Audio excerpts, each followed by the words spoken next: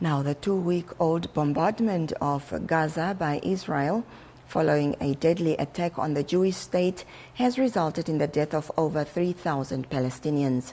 The Israeli Defense Force has besieged Gaza since that Saturday morning missile attacks by Hamas. The militant group is holding 199 hostages, and Israel has vowed to destroy the group. This week, a Christian-run hospital in the territory was attacked, in which close to 500 people died. Israel has been blamed for the attack, which in turn is pointing fingers at a misfired Hamas rocket. Now joining us is Hanan Jarrar, the ambassador of Palestine to South Africa and a non-resident ambassador to Namibia. A very good evening to you, Ambassador, and thank you so much. Welcome to the Daily Roundup. Good evening, and thank you for hosting us in such testing times. Well, we really appreciate your time and for you, of course, giving us this opportunity to update us on the war in Gaza. Well, our hearts are heavy as we have to describe the situation in Gaza. It is on the verge of a humanitarian catastrophe. As you mentioned in the report, Gaza has been under the Israeli full blockade for more than 16 years. And during these 16 years, this is the fifth war that Gaza is subjected to. Unfortunately, since the 7th of October, Gaza has been subjected to the genocidal Israeli war against the Palestinian civilians. Israel, up to this moment, has admitted of bombing more than 6,000 bombs against the Palestinian civilians in a very small area, very well characterized in the international arena as being the biggest open-air prison in the world.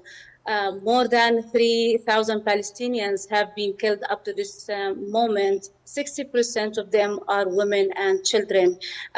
Statistics show that more than 1,100 Palestinian child and infant has been killed during these Israeli shelling to civilian infrastructure, which means that each 15 minutes, one Palestinian child has been killed.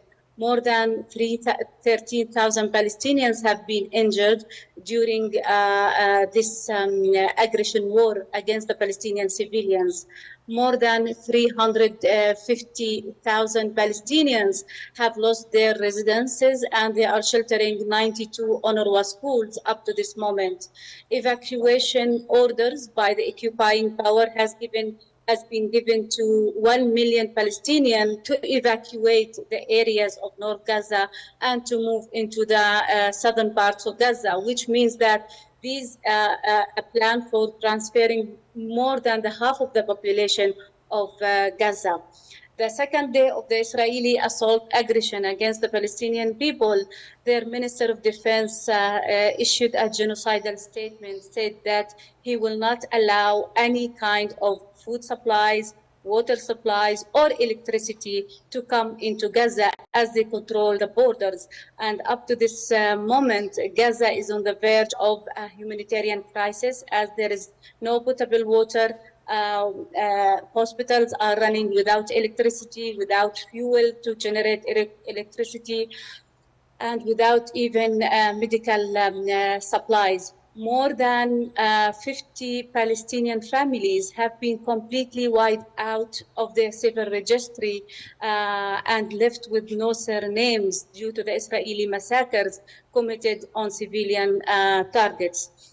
Well, Ambassador, unfortunately, as you... Yes. Ambassador, the Israelis say that the attacks are reprisals against the missile attacks by Hamas, and they are saying that they want to destroy Hamas. One does not get the impression that they are after Hamas fighters, but are out to exterminate then the Palestinian people in Gaza. What is your comment on that? This is the reality. The reports, the footage from Gaza shows that the Israeli occupation forces, they are not targeting Hamas groups. They are targeting civilians living in Gaza strips. They have been bombing civilian infrastructure, schools, hospitals, mosques, churches. This is a civilian infrastructure. We did not receive any kind of footage that they are killing militias or killing the resistance movement of Hamas. And even they admitted that their concentration while bombing Gaza is on the damage and not on the accuracy. And this is what we saw during the past 2 days when they bombed the Baptist hospital affiliated to the Baptist church, and casualties were massive. It was a massacre where more than 500 Palestinians lost their lives, mainly from women and children. So we don't believe that a massive aggression against civilians will terminate or exterminate a resistance movement like Hamas. This is not the situation on the ground. Ambassador, what do you make of the unconditional support that the United States, Britain and other Western nations have given to Israel? It is so pathetic to see the hypocrisy of the international community, especially US and the Western countries, unfortunately.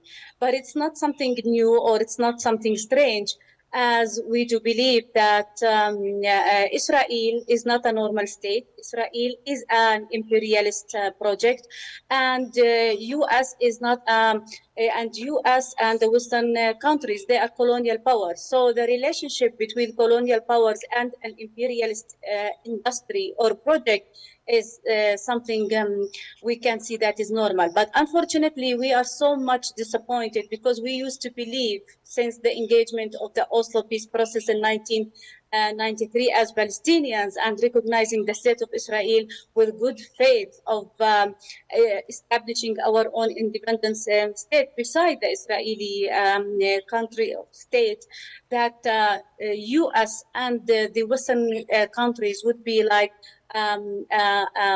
the correct and honest peace broker.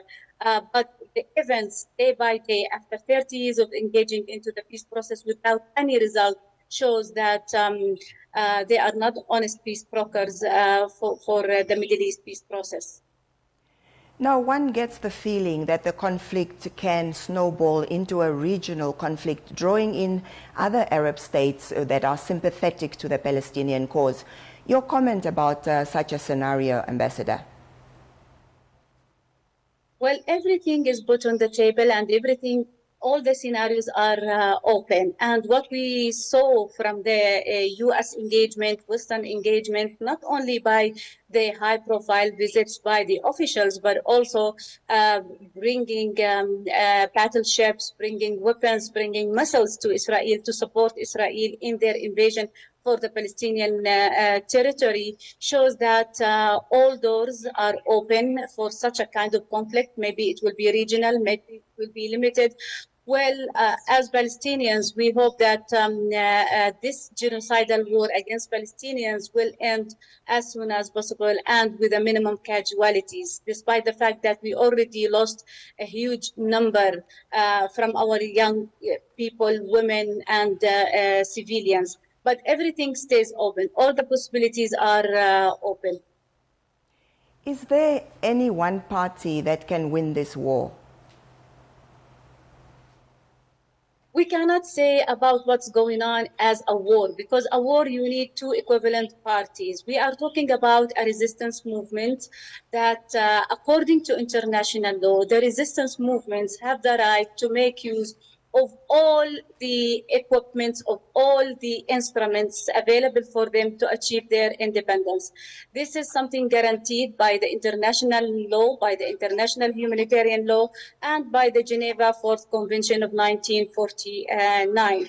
On the other hand, we are talking about a well-established army for an independent, for a state like Israel.